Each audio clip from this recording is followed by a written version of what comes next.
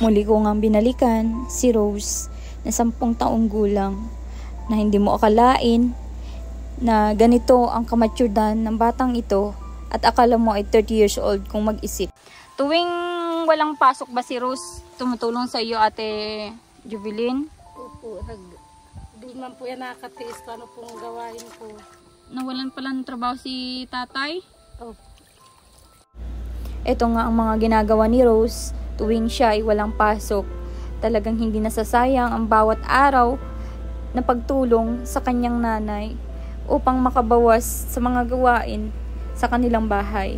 At talaga namang nakakabilib ang mga ginagawa ni Rose sa kanyang pamilya. Hindi po katulad ng ibang bata pag walang pasok, laro lang po. Binabaybay nga namin ang daan patungo sa lugar nila Rose at i-surprise visit po natin sila ngayong araw. At eto nga yung daan para mapaabutan ng allowance ang mga estudyante at makumusta na din ang kanilang kalagayan kung kumusta na sila ngayon. Once again mga kalingap, ngayong araw ay nandito tayo maakyat kila Rose. Dito. Akyat tayo sa bundok. Mustahin natin sila. At sakto nandito sila ngayon. Dito na dito. Palinis.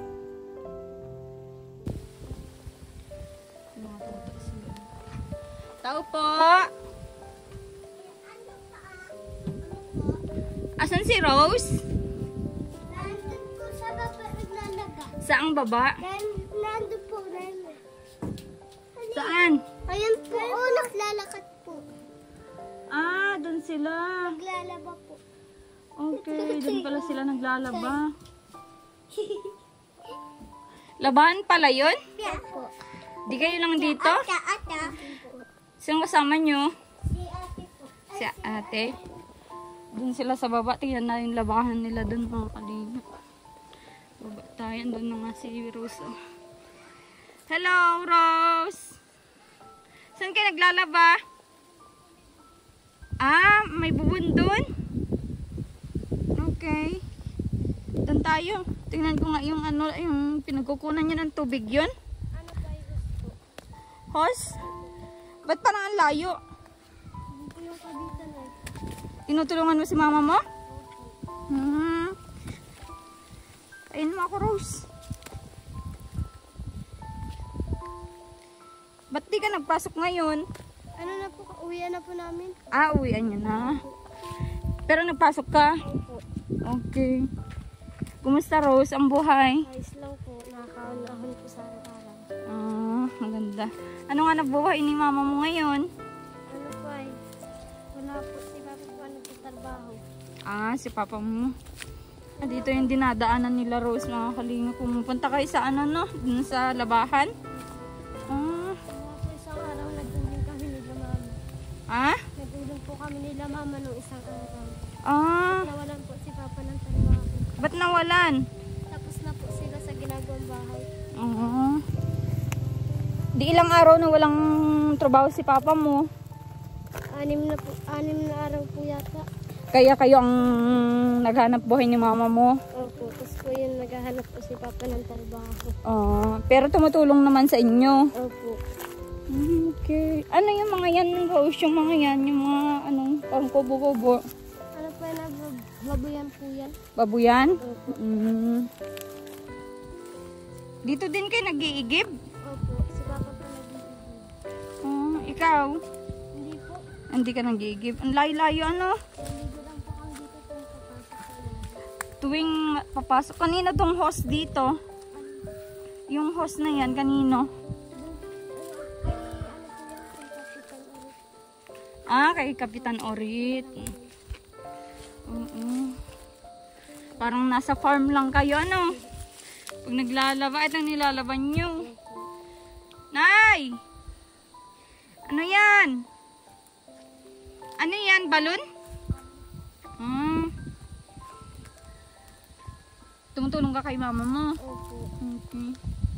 Ginagawa mo, nagkukusot ka din. Nagtatabo po sa kanila. Taga-tabo. Opo. Yun o, taga-tabo talaga si Rose.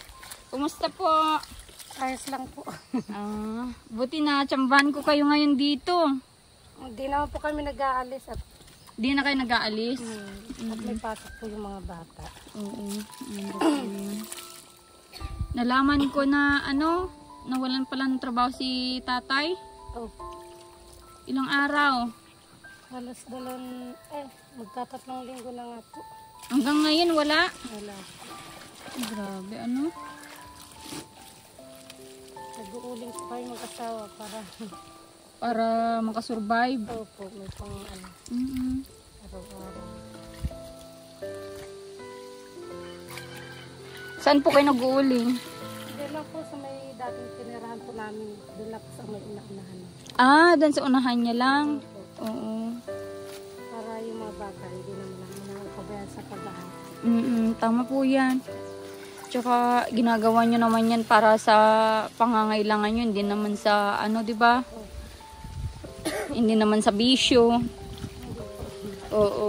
Para sa mga anak nyo naman. Okay yan.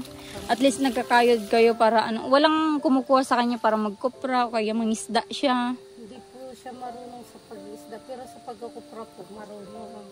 Problema lang, wala naman siyang kakilala ang Walang para samahan niya. Yun lang. Ngayon nga po iniwan namin siya doon, namumutan ng kahoy. Anong ginagawa niya doon? Nagpuputal-putal po ng kahoy. Puputol ng kahoy para Pang-uling po namin. oo.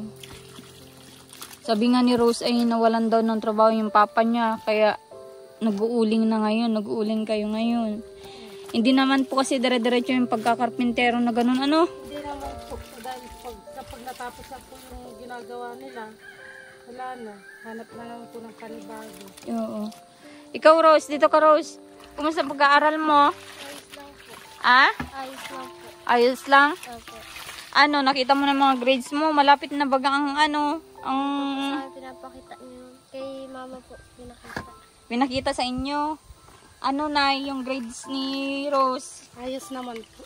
Anong line of? 8, 7. May 7 din. Ayun ko lang. Di ko po masyado tingnan ko lang po yung mga niya. Oo. Pero may line of 7 siya. Opo. Okay lang yan Rose. Basta pasado. Opo. Basta next. Anong teacher? Salamat po sa teacher ng mga anak ko at naasikaso po nila ng maayos yung mga anak ko sa school. Oo. Yan lang po. Maraming pong salamat sa inyo. Anong pangalan nun? I-shoutout mo na. Si Ma'am Kat po. Tapos po yung principal si Ma'am Joy. Maraming salamat po sa pagtuturo sa amin. Yan. Babait siguro yung mga teacher. Yan, shoutout sa mga teachers, principals ni Rose. Oo.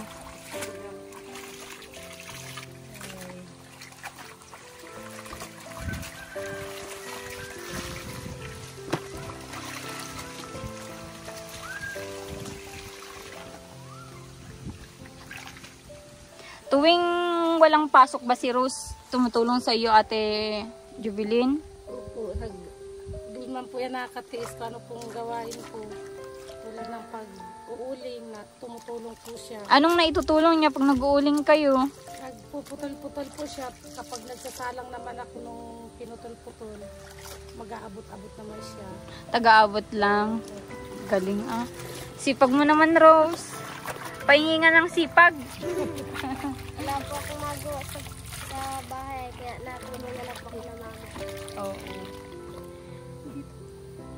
Kahit maglinis ganun, mahilig ka din maglinis-linis ng bahay. Pag nagkakalat yung mga kapatid mo, anong ginagawa mo? Pinapatulog ko po. Pinapatulog mo sila? Sinusuntok mo? Hindi po. Para makatulog? Hindi naman. Sunod naman po yun. Oo. Alam ko naman mababait yung mga kapatid mo kagaya mo. No? Ba't parang ang dumi ng labahin nyo? Niluluglugan ko pa lang po. Sasabunin pa po. Sabunin nyo pa. Ayun, pang nyo yan, pang trabaho. Pang trabaho, Pang araw. Ang ganda ng bahay nyo, pwesto nyo, Nandun sa dulo. Kung makita nyo mga kalingap, nandun sa dulo. Yan, iso-zoom ko.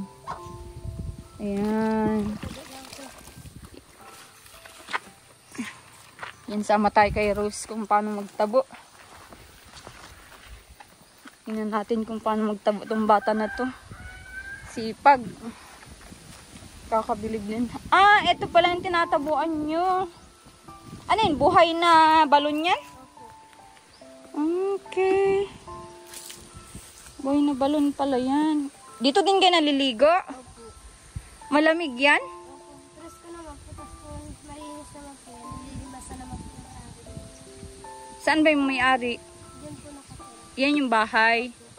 Yan yung bahay ng kapitan dito. Okay.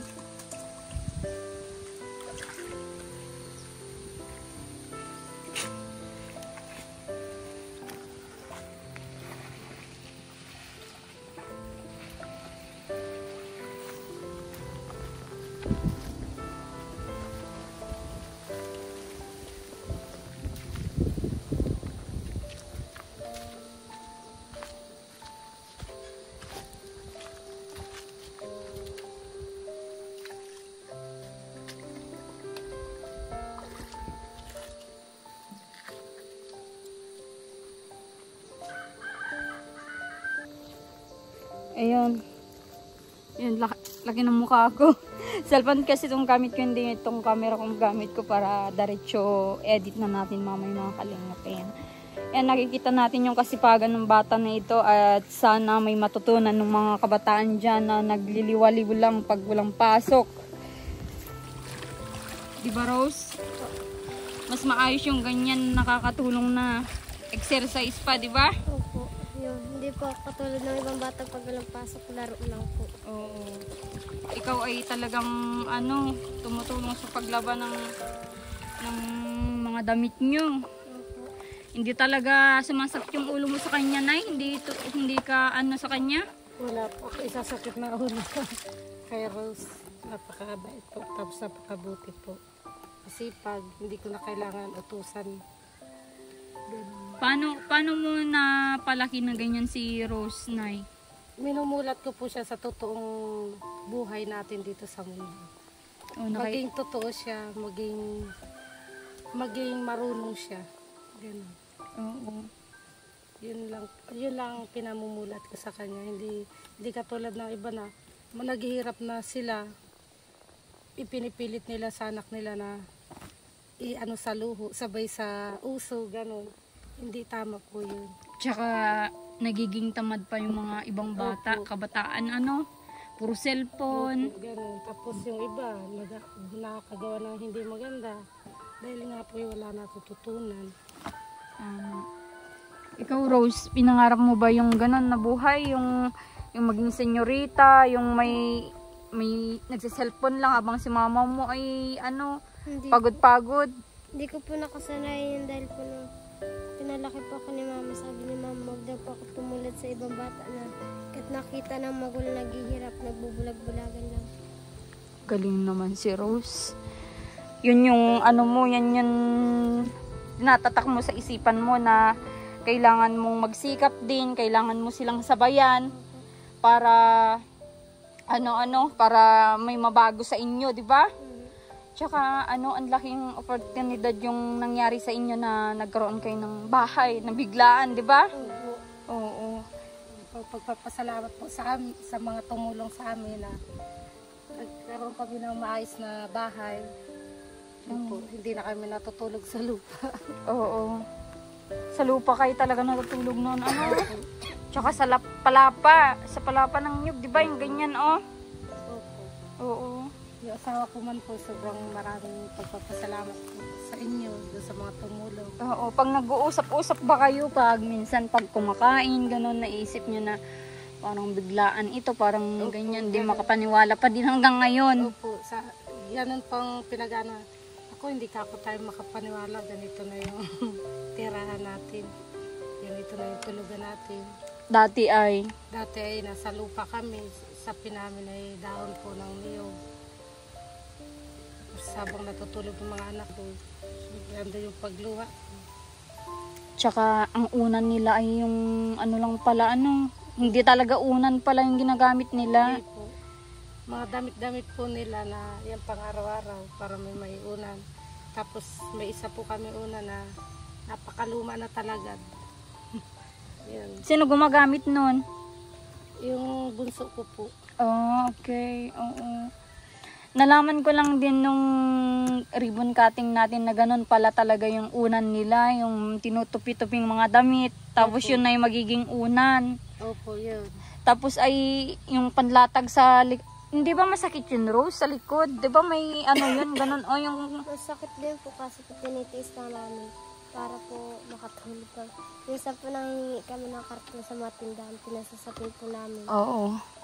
Sige, Rose, ipagpatuloy mo yung pagtatabo mo at para matapos ni mama mo yan. Matapos niya na yung labahin niya at hapon na. Sige na, magtabo ka lang. Ayan. So, ayan na, nandito ako ngayon para kumustahin si Rose at bahagian na din ng pang-allowance niya. Yung allowance niya ba nung nakaraan ay na-budget niya ng maayos? Umabot po yun ng 2 linggo sa kanila. Ay, grabe si Rose. Siya na po ang nagbabudget noon. Siya na ang nag-ano sa mga kapatid niya. Oo. Siyang nagbibigay. Po, kapag walang papel na yung mga kapatid niya, siya na po ang bumibili. Binibilhan na niya. Grabe. Pag talaga yung kamaturedan ni Rose. 2 linggo pala yung allowance mo na yun, Rose? Opo. Paano mo na pagkasya yun? Ilan kayong nag-aaral? Matipid naman po yung mga kapatid ko. Sabi, kahit tiglilima lang po, tig sa 10. Yung baon? Opo. Minsan po si mama, sabi tig-20 na lang daw po. Ginagawa namin kakapatid tig sa 10 na lang. Oo. Ay, kayo na mismo ang grabe Nay? Kahit ikaw na pala ang nagsasabi na gano'n yung allowance nila, pero sila pa din yung naggagawa ng paraan para pa yung allowance nila, matipid nila. Tulad po ng linggo, pag kami po nag-uling nila mama, babawasan po yung binibigay sa akin allowance. Pag hahango po na mga pagbibintihan ng uling, binibigyan po kami na tig-20. Yan po yung dinadagdag namin ng pambaon. Okay. Buo na talaga yung binibigay mo, Nay. Opo. Grabe, talagang tinuturuan mo kung paano mag-budget si Rose, kung paano siya mamuhay sa kahit maliit o malaki man nakita. Opo.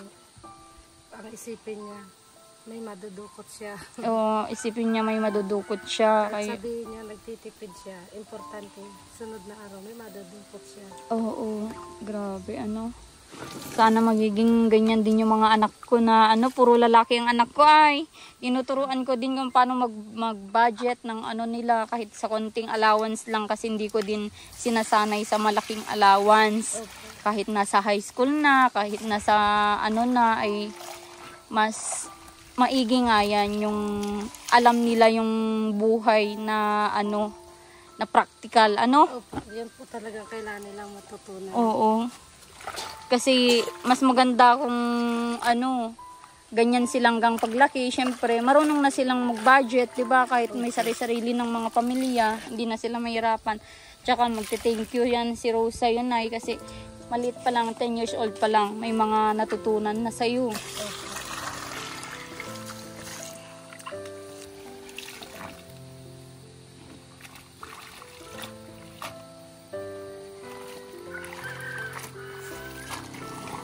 Ayan si Rose at sa mga kapatid niya na may nagpadala din ng package. Hindi ko alam kung anong araw dadating pero dadating na yun kasi naipadala na niya.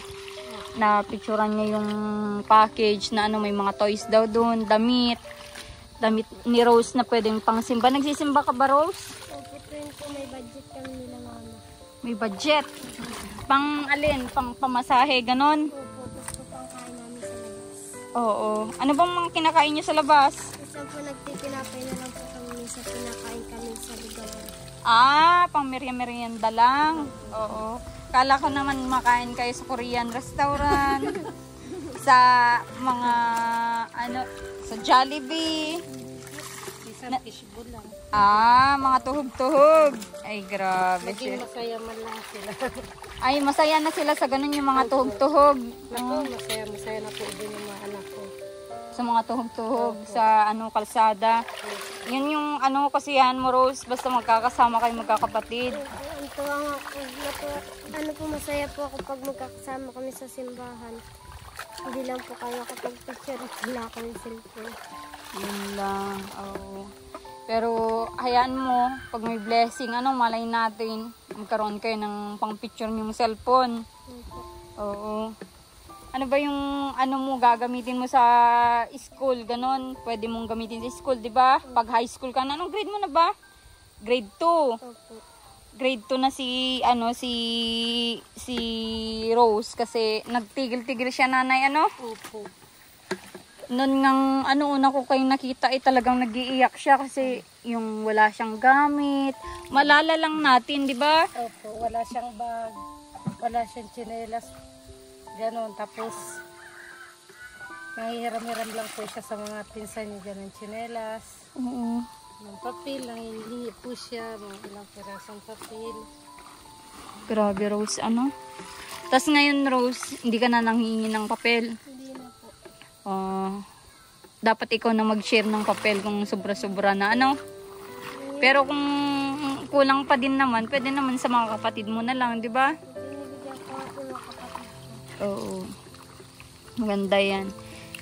Yun, pagdating-dating nun, Rose, yung package, idala ko agad sa iyo dito. Ano? Yung mga bigay sa inyo. Maraming salamat po sa natulong po. Hindi niyo po kami tinitigilan po.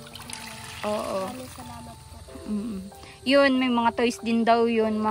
Pwedeng magamit pa ng mga kapatid mo at malilit pa yung mga kapatid mo. Ikaw, naglalaro ka pa ba? Hindi na po. Di ka na naglalaro. Pero minsan, napapalaro ka din. Opo, pero ayaw ko po talaga. Oo. Yun, basta pagdating-dating Rose, ano, huwag kang mag-alala at dadalhin ko sa inyo para ano. Sana nandito kayo para ano, no? Hindi naman po kayo maalis. Hindi na kayo naalis.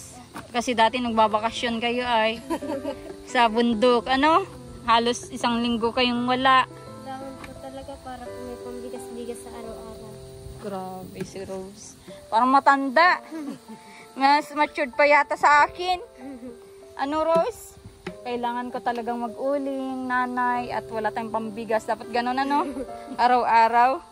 Pero i-prioritize mo, Rose, yung school mo, pag-aaral mo. At alam ko naman na gagawin yan ni mama mo kasi ayaw niyang magaya kayo sa kanya. Yun po talaga ang ayaw ko magaya sila sa akin. Kaya kahit ganyan edad nila, kahit sa ganong mababang antas yung kanilang ano pa sa paaralan, pilitin nila na mag-aral hanggat pwede, hanggat kaya. At maraming salamat sa ano principal dyan na tinutulungan po kami na ma-enroll ang bata. Hindi po kami pinababayaan. Iyaan mo, Rose, pag high school mo na hindi ka na kaya nila mama mo pag-aralin, for example lang, no? For example lang naman na hindi ka na kaya pag-aralin, syempre yung trabaho nila na nag-uuling, di ba, Nay? Opo. Hindi naman yun magkano isang sakong uling. 200 lang. Oh, di ba? Kung hindi na nila kaya, pwede ka pumunta sa akin, ate, gusto kong mag-aral. Pwede ba akong magpatulong sa iyo? Pwede, Rose. Pwede ka pumunta sa akin at ako magpatuloy sa pag-aaral mo kung hindi na kaya nila mama mo. Ano? Maraming salamat. Oo, kahit kahit malaki ka na, kung ano yung gusto mong mangyari sa buhay mo, patulong ka sa akin, open lang ako sa iyo, no? Maraming salamat. Oo. Basta huwag ka munang makipag-boyfriend. Ayaw ko po. Baka naman makipag-boyfriend ka agad pag nasa high school ka na. Hindi po. O totoo nga, Rose, pag high school ka na, pwede kang tumuloy sa akin, sa tirahan namin dyan sa bayan kasi mas malapit sa school, di ba, Nay? Okay lang naman yun kasi may kasunod naman si Rose na kapatid na pwedeng tumulong din sa inyo. Ang importante po makapag-aral po siya. Oo. Kilala niya naman na po kami. Oo, tsaka ayaw mo nun sa private school ka mag-aral, pag-aralin kita dyan sa private school, pinag-aaralan ng panganay na anak ko. 'Di ba? Parang mapaganda, mapaano yung kalagayan mo. Kasi dito walang high school yata dito. Mayroon po din, diyan po sa CI. Yun nga yun, doon nga. O di malayo, sobrang layo. Sa Sabi nga po ni Papa, kung di na po makakapagtapos sa pag-aaral dahil po ganyan lang trabaho nila, bahala na rin po ako nung gusto ko magtatrabaho na lang daw po ako. Hindi, Rose. Tapusin mo, ano? At nandito naman ako natutulong sa iyo. Opo. Oo. Kasi magagalit ako pag hindi mo pagtapos yung... Oo, totoo. Kung hindi mo itapos yung pag-aaral mo hanggang grade 12, hanggang college. Kasi mas marami yung oportunidad sa iyo kung may natapos ka. Kasi ganun na yung ano na dito sa Pilipinas ay kung wala kang natapos, Opo. wala kang magandang trabaho. Ayaw mo noon makapagtapos ka tapos mabigyan mo ng magandang kinabukasan yung magulang mo, yung mga kapatid mo. Gusto ko po Oo. na mailagay sila sa magandang buhay. Oo.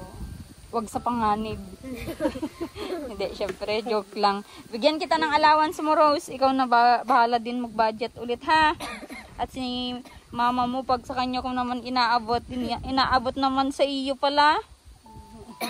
Bakit, Rose? Nga, bakit sa'yo binibigay ni mama mo ang allowance nyo? Dahil po, ano po, matipid daw po ako. Sa akin naman daw po yan. Yung pang-allowance. Ginagawa ko na lang po, binibigyan ko na lang po siya pambiling bigas. Ah, okay. Oo, pag kailangan nyo ng pambigas, ano? Oo. Eto, magkano ito, Rose? Sinandaan po. Oo. Pang ilang araw nyong allowance yan? Hanggang sa linggo na po. Nag-allowance ka pati linggo?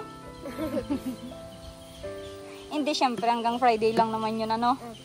Syempre, kung anong kailangan ni mama mo, pang bitchin, pang ano, di ba? Kailangan niya ng pang bitchin. Ulamin niyo daw yung bitchin. Tawa ni si Rose. Oh. Ang ganda dito sa farm niyo, Rose. Ano, sa inyo ba't lahat ito? Hindi po. Ah, kala ko sa inyo. Syempre, joke lang yun lang sa inyo, doon sa ano, palasyo nyo. Grabing ganda. Ang daming nagagandahan din dyan sa ano nyo, sa parte ng bahay nyo talaga. Pati ako, pag ako matanda, dyan ako titira, ganyan akong titira sa gubat. Oo, para, di ba? Ano yung buhay ng matanda pag nasa gubat? Dahil sa mga pagkain mo lang ay mga ano, Kamutin ka. huwag naman kahoy at matigas yun. Kamutin ka. O mga dahon-dahon, Gulay-gulay. gulay-gulay. Di ba? Opo. Padagdagan pa ng mga 10 taon yung edad mo, di. Oo. Magkapit-bahay na tayo dyan, Rose. Gusto mo? Tawa si Rose. Oh. Inaasahan mo bang pumunta ako dito ngayon, dito sa inyo? Opo. Inaasahan mo naman. Sabi ko sa isip ko, dadating kayo sila at Oo. Tsaka ano, kahapon sana ako pumunta. Kaso nga lang ay sabi ko baka wala na naman yung mag-ina na yun. Saan na naman kaya? Pero sabi ni Rans, kasi nagdaan dito nung nakaraan si Rans, nandito daw kayo. Kaya, oo, pasalamat ako at nandito kayo. Sige, sa susunod ano, dalhin ko kung ano yung padala sa inyo para magamit yung magkakapatid. At di ko alam kung meron din yata kay Nanay Jubilin. Ano? Salamat Swimsuit. Marami po salamat sa walang sawang pagtulong sa anak ko, sa amin. Oo. Nagtitiwala po kayo sa amin. Marami po salamat. Oo. Hindi po namin sasayangan yung mga tulong na ibinibigay niyo sa amin. Oo. Tsaka ampunin ko na si Rose. Pumayag na si Nanay Nay, no? Para makapagtapos siya. Oo. Ah? Kapag di na namin kaya. Oo, pag di na kaya ni Nanay Jubilin. Anong ayaw ko? Ayaw mo man o hindi? Ampunin kita kasi ako talaga mami mo. yeah. Maganda po kayo kung pangit. Ayaw, gandang-ganda mo nga. Kaya babawiin ko na tong anak ko at tong panganay ko, Ate Jubilin, na. Oh, pababawi ko na yan. Malakas na sa gastos. Ay, malakas na din kumain. Malakas na din sa kain ito, kaya bawiin ko na. Na Rosa, no? Tawa si Rosa.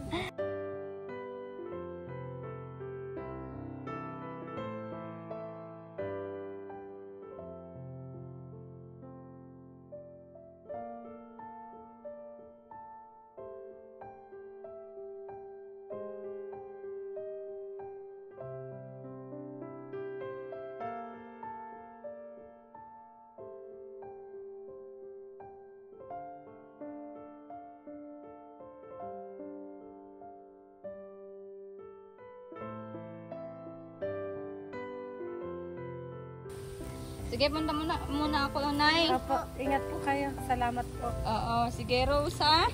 Maraming salamat po. Okay, pagpatuloy mo lang yan, may ano ka, may mararating ka sa buhay pag ganyan na matulungin ka sa magulang, no? Oh, sige. Okay. So yan mga kalingap, at nakita natin kung gaano si Rose talaga kabait na bata, at hindi lang ito scripted, hindi lang ito talagang parang sinasabihan ng nanay na ganito gawin mo, ganyan. Talagang tumutulong po yan araw-araw. Sobrang bait po niya at sobrang maalalahanin sa magulang. Kaya sobrang bilig po ako sa bata na yan. Kaya pagpatuloy natin ang pagtulong natin sa kanya. Yan, sana i-like, comment, share nyo po itong video nila para lalo po tayong makatulong. Kung anong kikita nitong video nila ay yun yung iabot po natin sa kanila. At kahit napabahayan na natin sila, yan, at tutulong naman po tayo sa pag-aaral ng mga bata. Dito ko muna tapos na aking vlog. Support nyo po Marcos TV channel, Alma Vlog sa ating Facebook page. I-follow nyo na po para naman po makatulong din sa ating pag-charity. At madami pa tayong pamilya na maiahon sa kahirapan kagaya nila Rose. Thank you so much. Mag-ingat po kayo palagi. God bless.